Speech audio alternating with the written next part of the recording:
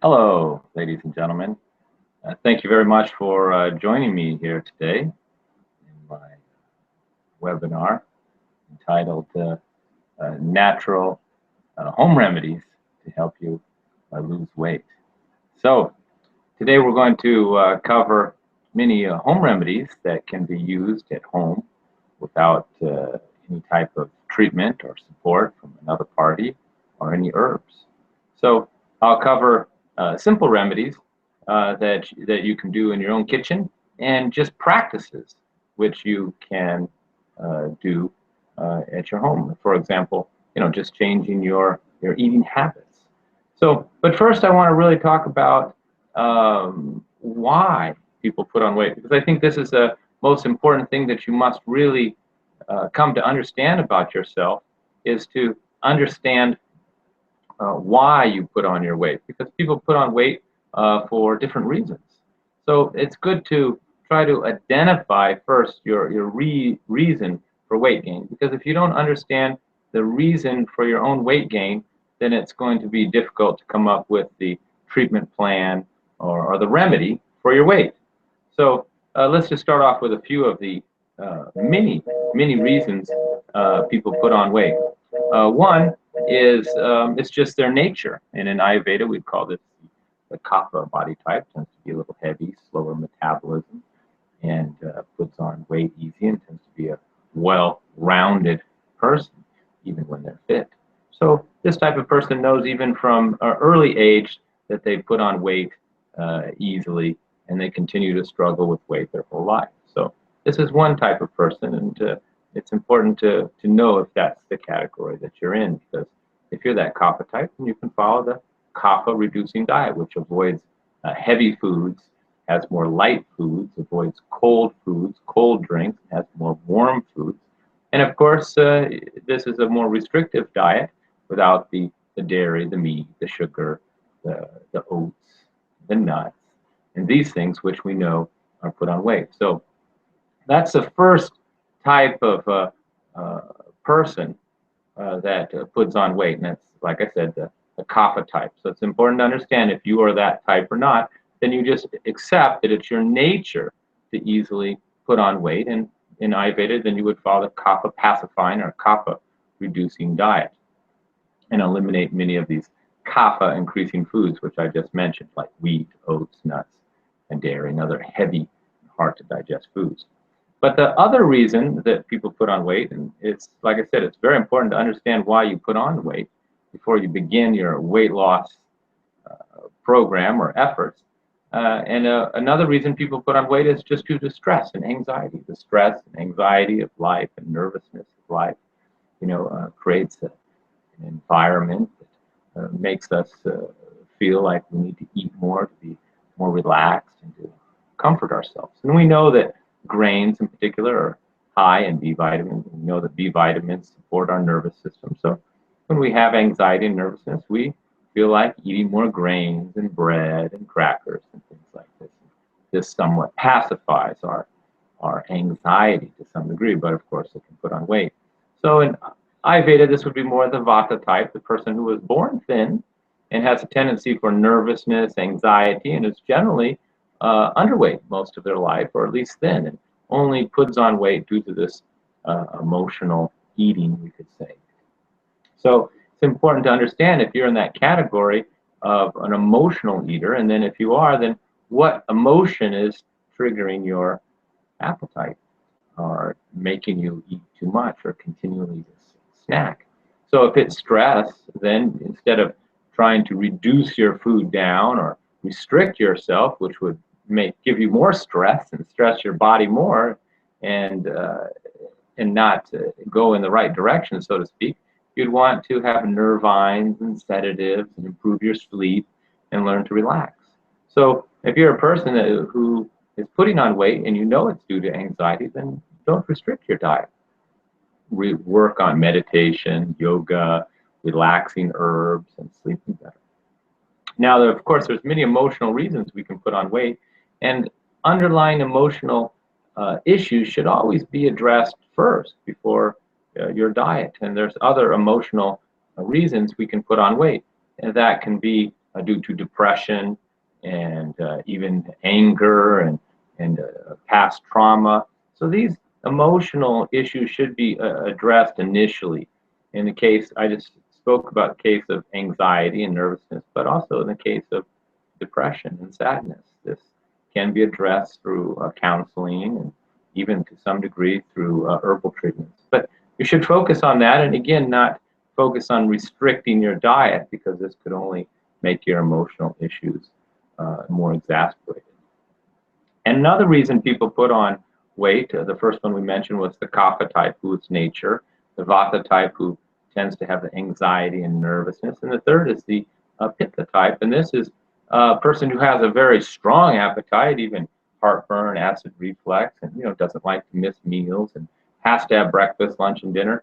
And there's a strong acidic appetite of theirs, strong digestion, is their strength and their weakness, because if this appetite is too strong, then they overeat. So if you're in this category, then instead of restricting your diet, then you want to reduce your appetite, cool your appetite down. And this can be done with cooling foods, sweet spices like fennel and dill, and reducing down hot, stimulating foods like chili and pepper. So, cayenne and pepper can be very helpful for some people, but it could make others have their appetite too strong and create acidity and more hunger. So that should be a consideration. And then one of the more common reasons people put on weight is just due to a weak appetite or low appetite. And this is when you're not hungry until 2, 3 o'clock in the afternoon. And even you're thinking to yourself, I'm not eating much, but I'm still putting on weight. Well, this is probably one of the most common reasons people put on weight, particularly for the Kapha type, because they tend to have a little more mucosa in the stomach and a slower metabolism, and thus this low appetite and not having much desire to eat early in the morning. So this type of weak or low appetite, this creates a type of undigested food or toxicity in the system. And this creates weight. It creates, when you don't have the fire, the strong digestive fire in your digestive system, one, you're not hungry, and that's the sign. But two, when you do eat and you're not hungry, the food, it becomes undigested. And undigested food turns to a type of toxin in the body, or congestion type in the stomach and the small intestines. And this leads to a poor absorption of nutrients and more weight gain, and what we could say the clogging of the channels, including the lymphatic system. And this is a very, very common reason why people put on weight. Like I said, for the person who's not that hungry, not even eating very much, and still putting on weight and definitely not losing weight. This low appetite is the cause. So once again, like I said in the beginning, it's very, very important to identify the cause of why you're putting on weight before you start a program. So I just want to focus on some of these causes, and hopefully you hear your cause, and then you can know your path, because in any type of health condition, you can't know the cure until you know the cause. We often jump to conclusions and ask, what can I do for this condition? What can I do for this pain or this headache or my weight? But until you know why you have the pain, the headache, or the weight, then really you won't have an accurate understanding of how you can reverse this condition. So that's why I really want to emphasize this. And this low and weak digestion is key. Other reasons people do put on weight is even due to constipation. Constipation, again, creates a type of autotoxicity in the system, makes the digestion fickle and weak, where you're sometimes hungry, sometimes not hungry, generally not hungry when you're constipated. And this type of long-term autotoxicity also burdens the system, burdens the liver. And we're all interconnected, so many of us have multiple reasons why we are gaining weight. And this constipation leads to liver toxicity, and poor liver function is a major reason for not just weight gain, but fatigue. Most fatigue can be traced back to liver dysfunction, weak liver, fatty liver, degenerative liver, poor functioning liver, poor bile. These are all other reasons why we would gain weight and feel fatigued. So liver toxicity, constipation, liver congestion, and of course there's many health conditions that would also contribute to weight gain, such as hypothyroidism, diabetes, even steroid toxicity, even menopause and hormonal changes can contribute to weight gain. So what's important is to identify what causes you have, first of all, and then go from there. I want to give an example. If your cause of weight gain is anxiety or hormonal changes due to menopause, then restricting your diet is not the right path. Or even cutting out wheat and dairy and oats and these weight gaining foods may not be effective for you. And I will say that just eliminating these weight contributing foods such as wheat, oats, nuts, dairy, meat, these will not be a cure-all for everybody, because I'm sure many of you have tried to eliminate these foods which we know contribute to weight gain and only felt worse. For example, if you were a thin person most of your life and now you put on a little extra weight and then you try eliminating even dairy and wheat and grains, which we read are so harmful, you may feel more anxiety and part of your body may become thinner. Well, your hips remain the same and your sleep becomes worse and you have more anxiety and you have more nervousness, and this may even contribute to you eating more. So don't think that just eliminating certain foods is going to solve your problem. For the Kapha body type, the person who naturally puts on weight and has a slow metabolism and a heavy disposition, Ayurveda knew thousands of years ago that eliminating wheat, oat, nuts, dairy, and most animal protein will benefit them, and they'll do much better on vegetables and legumes. But that's not a cure-all for weight. Many people who come to me for weight loss, the treatment starts with detoxification of the liver or the colon, and they can keep on eating 3 meals a day and be eating even wheat, even eating dairy. So they feel good, they're eating regularly, the body's not being starved, there's no anxiety, there's no nervousness. And meanwhile, we can detoxify the colon, detoxify the liver, or help with the emotions with herbs, and then we can see the weight come off due to dealing with these emotional factors of these detoxification issues. So that's why it's very important to know the cause, so you're not going down the wrong alley and doing things that are completely unnecessary. And I see a lot of people overly restricting their diet these days. I mean, restricting yourself and eliminating foods is generally not a cure. I would eliminate foods from anybody's diet unless I felt it was necessary. If there was a true wheat allergy, we can eliminate wheat. Or if there was a true nut allergy, or they're getting congestion or blockage from dairy, then we can eliminate it. But I wouldn't eliminate these foods just because you read that they're harmful. Every person is individual, and for many people, they have no difficulty at all digesting wheat. For example, the person with strong stomach acids and acidity and a strong appetite, these people, they do very well with wheat and even dairy because they have the fire to digest it. They don't have an adverse reaction in their system. Most people who do have this type of heaviness and bloating from wheat and dairy in particular, it's just usually a sign of a weak and poor digestion. And you're just basically not capable of digesting it, assuming you're not allergic to it. So, it's more important to improve your digestion than it is to just start going down the slippery slope of eliminating foods. And then, of course, we can have deficiencies.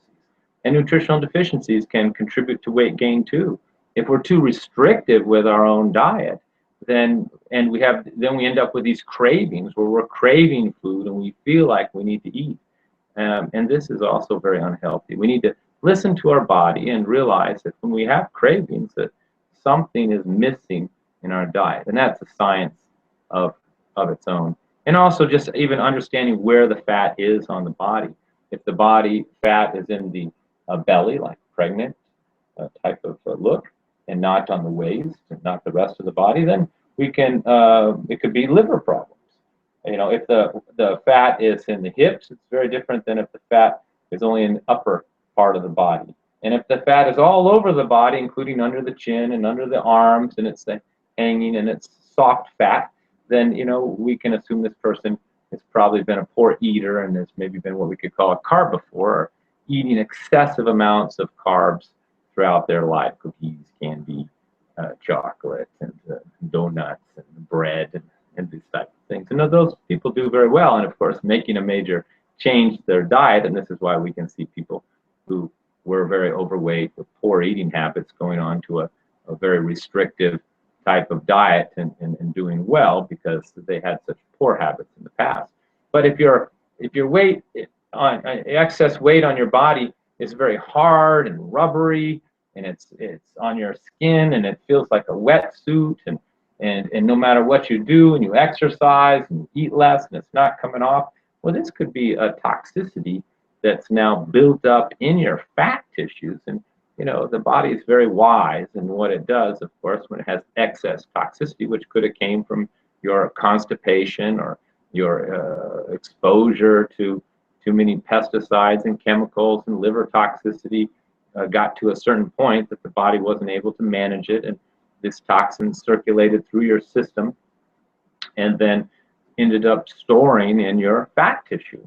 And so now the body doesn't want to lose that fat because it's got toxins stored in it. So here we need to detoxify the lymphatic system, detoxify through the skin. And this is where in Ayurveda we have a panchakarma, where we're using hot oil massages and steaming, and then doing enemas to detoxify the body. So detoxification is usually, in most cases, the first step really in weight loss. Most of my patients, I encourage them not to think about the weight loss, but to follow the detoxification process, and they'll see the weight coming off even while eating.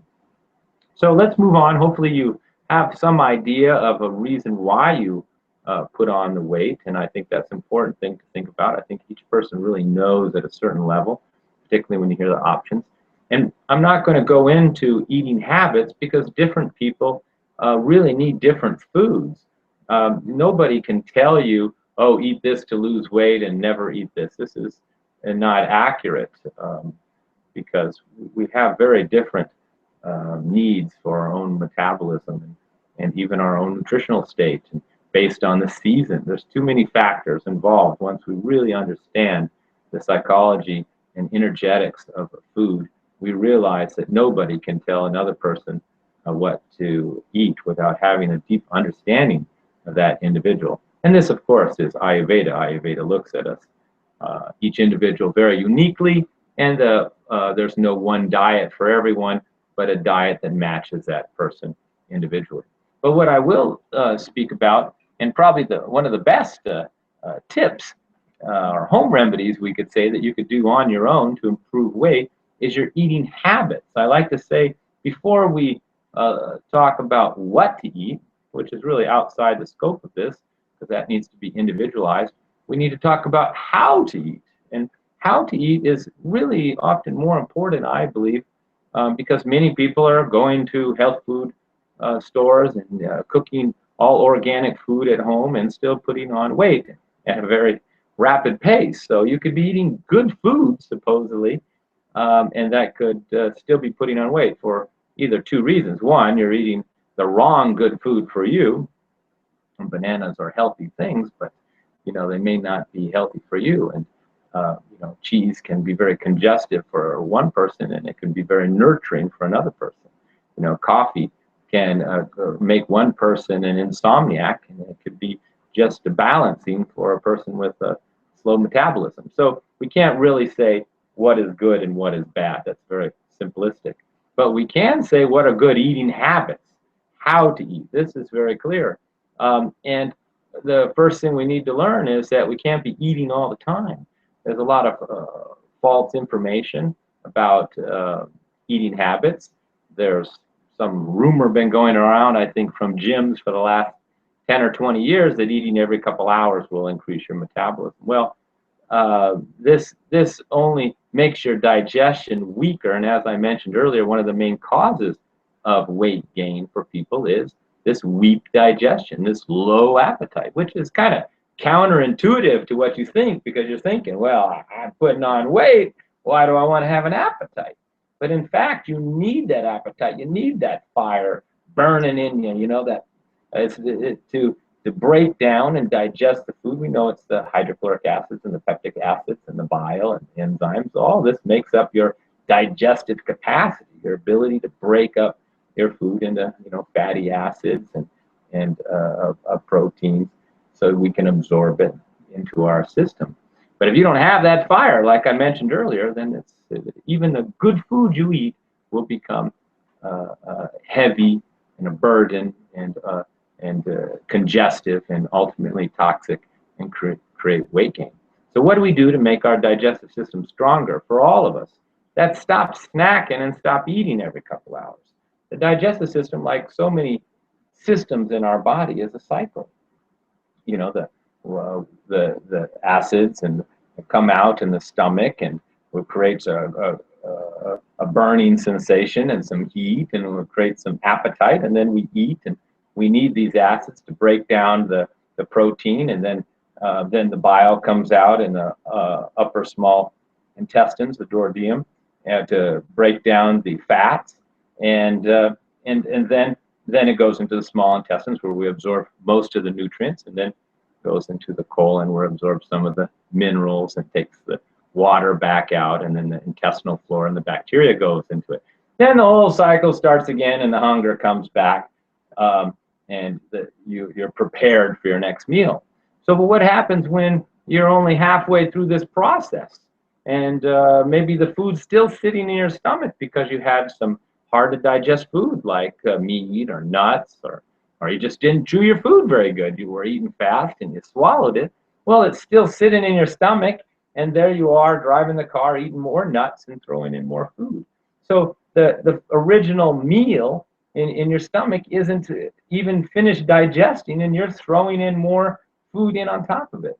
The Chinese have a nice saying for this. It's like cooking rice and opening up the lid and throwing in more rice and then closing the lid.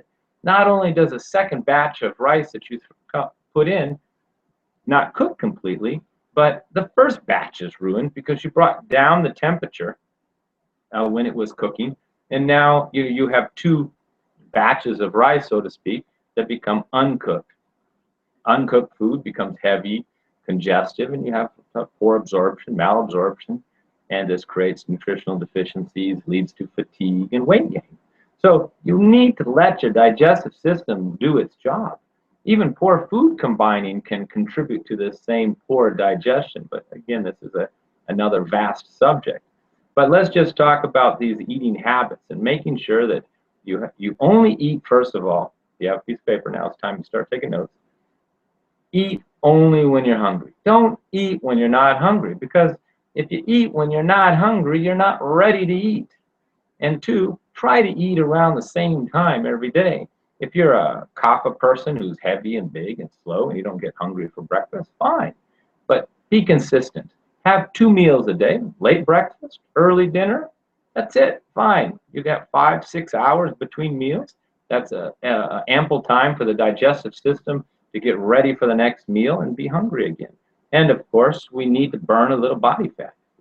Have the extra 20 pounds on us, we're going to be just fine for 6 hours. We don't need to snack and eat.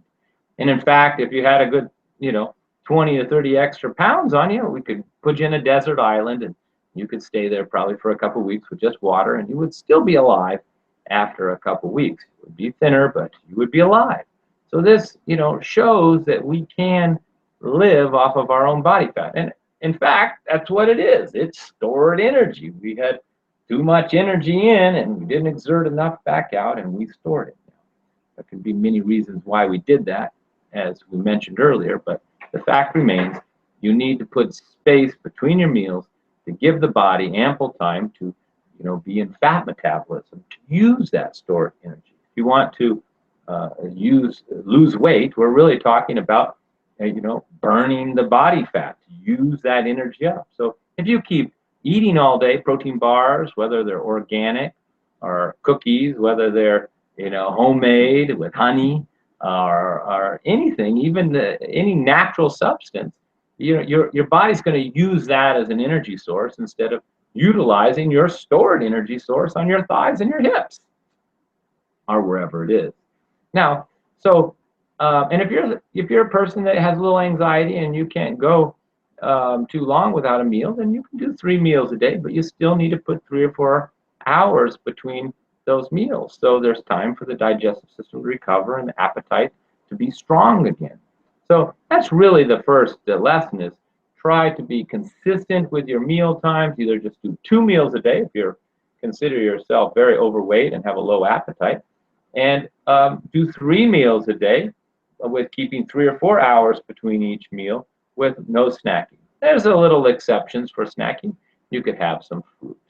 Fruit's easy to digest. It doesn't take away from your digestive capacity. There's no protein in it, so you don't need a lot of stomach acids. There's no fat except for avocado, so you don't need bile. So it's very easy for the system to digest fruit, so you're not really taking away from your digestive capacity. So if it's 5 o'clock and you have another hour or 2 before dinner, just have an apple. And of course, in Ayurveda, there's different fruits for different people. So again, some kapha types won't do good with sweet fruits, particularly not banana, and other types, who like vata will do fine with banana. So we can't say which fruit's good or which fruit's bad. You really have to know about your individual type. So that's really lesson 1: is stop snacking except with a little fruit, and put spaces between your meal. That's really the number 1 lesson here. So the next one is to expand upon that need to burn body fat is intermediate fasting. And you don't have to fast for very long. In fact, when you go to eat at dinner and you don't eat at night, which is probably point number 2, you want to write down in your paper, don't eat at night. And if you do, just have some chopped apples or a suitable fruit. Don't have cheese or something heavy at night. But even there, you're fasting. That's why we call breakfast breaking our fast, breakfast. So you already are fasting through the night, and most people are losing weight during the night because you're not consuming any calories, and the body still requires energy just for all of its metabolic functions, even while you're sleeping. So you're losing weight at night if you don't eat. And of course, if you do eat at night, then this becomes undigested because you didn't give yourself enough time to digest it, and now the body's sleeping, and that's why you feel heavy and full and a little bloated in the morning and full, not too hungry, because you didn't finish digesting the food the night before. And this, of course, becomes congestive in our systems and blocks our channels in our lymphatic system and contributes to more weight gain. So eating at night's out. You have to be strong to some degree here. So if you want to take it one step further, besides fasting all night, just fast 1 day a week. Fast every Saturday, fast every Sunday. And if your appetite is low, then you could even fast 2 days. And this will increase your appetite real fast. If you're a person who doesn't have much hunger until 3 in the afternoon, fast for 2 days. Oh, you'll be hungry after 2 days. You'll wake up at 7 in the morning, maybe earlier than you've ever woken up before, and you'll be at the stove cooking yourself breakfast, so with a nice strong appetite. So in fact, when I've dealt with so many hundreds and hundreds, maybe thousands of people for weight loss, when they're losing weight, they're eating. And they're eating 2 times a day, 3 times a day, and they're hungry each time they eat. They love their meal, but they don't eat much. They eat, and afterwards they feel good. And then they can go 4, 5, 6 hours without more food. They eat dinner, they love it. If there's a little left, they don't have to finish everything, and they sleep good because of it. They're not craving food every 2 or 3 hours. This is a sign that you haven't been feeding yourself properly. If I gave my cat a little bit of food every 2 hours, it would be meowing all day long. But I just give my cat food just once a day, and he meows once a day, and I feed him once a day. So you need to train your system in the same manner to eat on a regular schedule, and to and the digestive system will adapt and will be hungry at those particular times. So that's this type of gaps between your meals, intermediate fasting. This is all very valuable. Next, and this also all goes back to improving your digestion, is have hot liquids.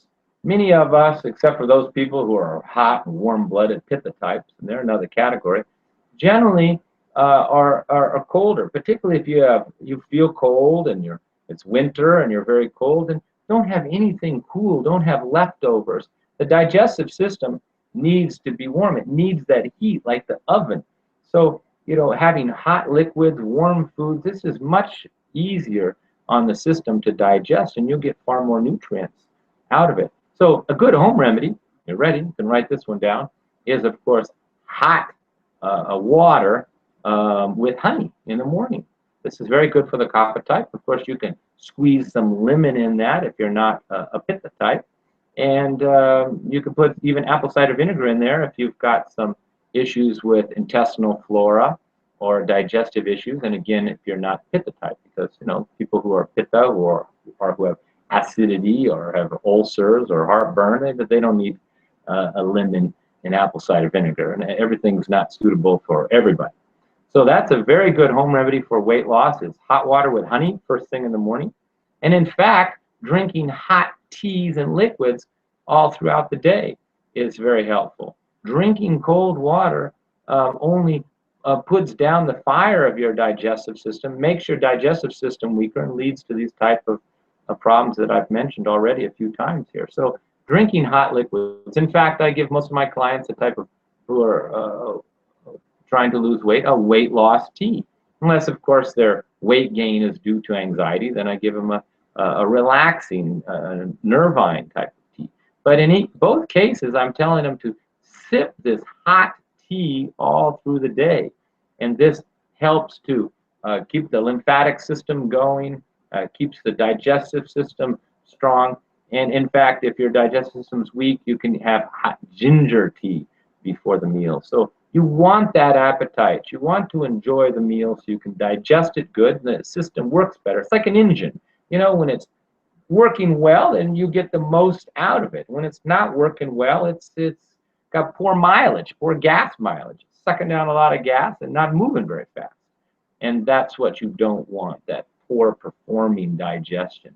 So hot water, hot liquids, avoiding cold drinks. This is very, very helpful. And of course, in Ayurveda, we have little herbs that we can give you before the meal to stimulate the appetite and to make it stronger. And we can have herbs right after the meal to help digest the food or even to bring down the appetite. So taking herbs before and after meals is very effective for changing and improving the digestion. And there's many combinations. And then, of course, hot teas between the meals. And again, there's many combinations of herbs. There's herbs that will stabilize, like Gumar or Germania sylvestre, which will help stabilize blood sugar, take away cravings.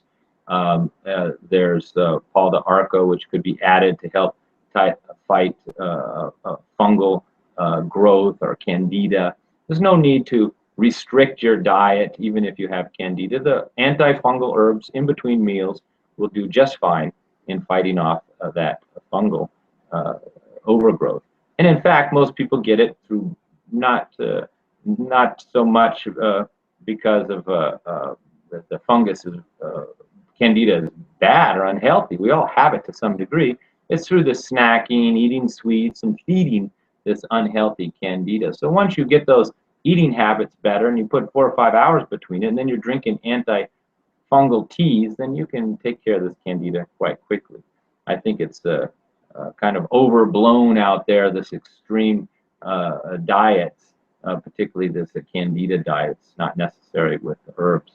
So, and then, while we're on the subject of herbs, having dandelion tea, burdock root, milk thistle, this combination, dandelion root, or burdock root, milk thistle, or even some sassafras and some ginger tea, before meals, this will stimulate the liver, because I would say one of the main reasons people put on weight, particularly if you've got the big belly on the front, is because of poor liver function. So drinking a liver detoxifying, liver stimulating tea before your meals is going to also help you to digest your food, particularly to increase bile output, which is going to help you digest, or we could say emulsify the fat, so it's broken down into fatty acids and it's absorbed properly.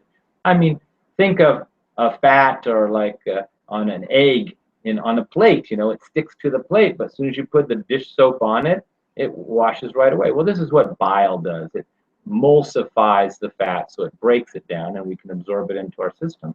So if your liver's not producing much bile, or your gallbladder's clogged, which is a whole nother reason people can put on weight, then you don't have this bile coming out, and every time you eat something fatty, it just gets clogged in there, like pouring oil down a drain, and this affects your absorption of nutrients, makes you feel more heavy and sleepy and tired after meals, and of course these deficiencies due to your malabsorption, we're going to create more cravings, and this becomes a very vicious cycle. And then restricting yourself on what you eat has nothing to do with it. You need to improve your liver function. You need to clear the gallstones out. You need to get the liver and the gallbladder functioning here. So for most people, having dandelion, burdock root, and milk thistle tea during the day for a couple of weeks isn't going to hurt you.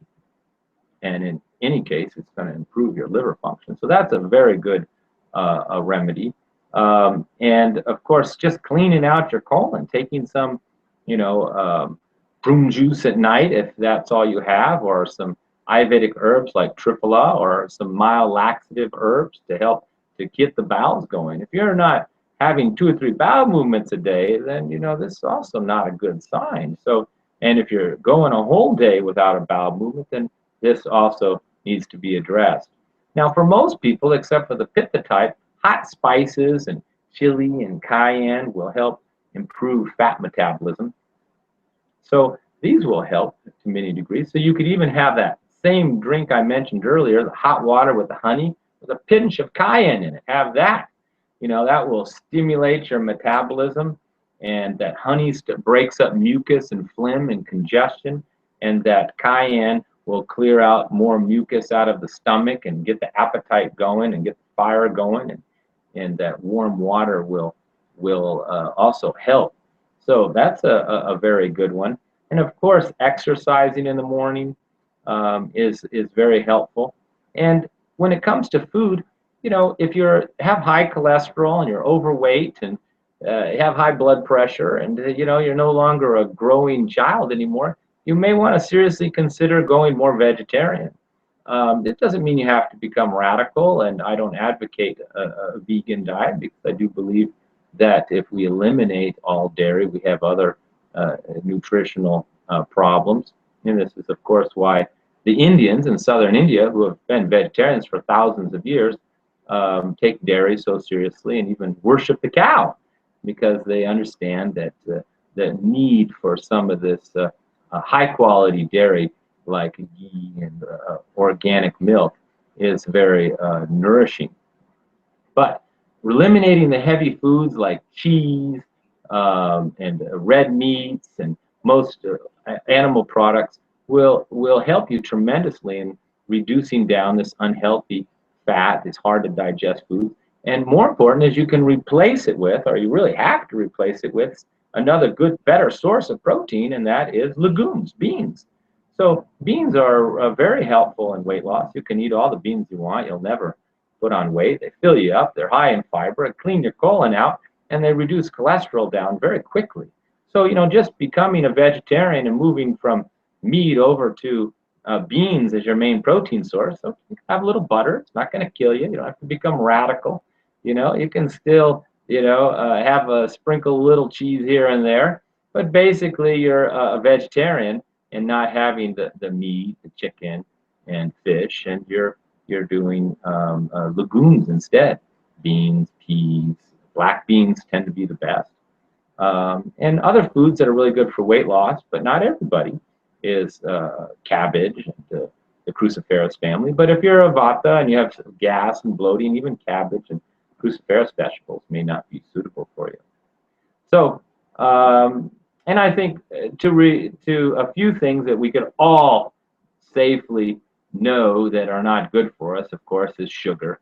Sugar is poison, and there shouldn't really be an exception. And I think most of these sugar substitutes, including agave, are not helpful, are not healthy, I should say. And of course, soda pop is poison, and alcohol is going to be poisonous for your liver and harmful, and we know it converts to a sugar, and tobacco smoking. And I would say even cold water and ice water is very harmful to your health. So I think everybody could eliminate sugar, soda pop, a lot of red meat, alcohol, and tobacco, and cold drinks. And then some of the people could also, particularly the kapha type, who is heavy, could eliminate the wheat, oats, nuts, and most dairy. But really, that should be individually determined by yourself. So, well, I hope that gave you some ideas on how to, lose some weight naturally. I think it does take time. You shouldn't be in a hurry. But if you see the question and answer button there somewhere, then please feel free to ask some questions. And if you'd like to speak with me, feel free to contact me. And on my website, I do have a 10-page health intake form, which I ask all my new patients to complete to give me a deep and vast understanding of their health and all of their symptoms, and their fat, including their fat metabolism and their eating habits and their cravings, and all this is covered in my questionnaire, which allows me to work with people, all over the world, even without seeing them. So, if you have any questions, feel free to ask. We have a little question and answer session here. See, I see we have some viewers here, that's for sure. Any questions? That's popping up.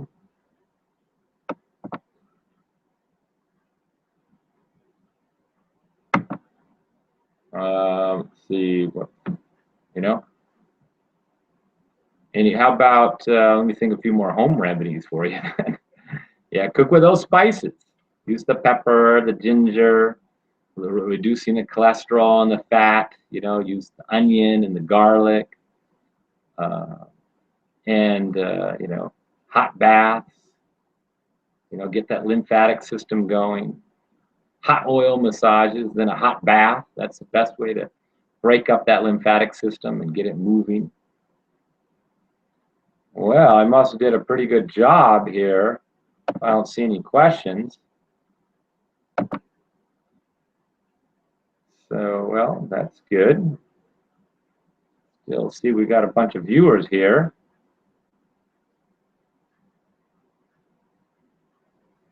Well,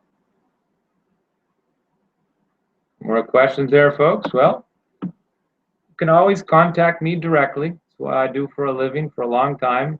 We've got a whole clinic here full of herbs. Can give you herbal teas to drink during the day to balance your blood sugar and reduce your appetite between meals, herbs to take after meals, before meals. Lots that we can do with herbs to support a weight loss. In fact, you can do almost anything with herbs. You can reduce the pain with the analgesic herbs. You can reduce anxiety with the nervines. I can put you to sleep with sedative herbs. And I can get those bowels going 2-3 times a day with laxative herbs. You can do anything with herbs. So, herbs are very helpful even in weight loss because they give you some tool, something that you can use, something that can help you and expedite your own weight loss. So feel free to contact me if you like more information. And once again, I want to thank you for joining me. I think my next webinar is on anxiety, and then the one after that is on joint pain. I hope you can attend those too. And once again, feel free to contact me if you have any information about my services, or feel free to complete my online intake form if you'd like my views and opinion on your particular health case. Thank you very much, ladies and gentlemen. I hope you have a good evening.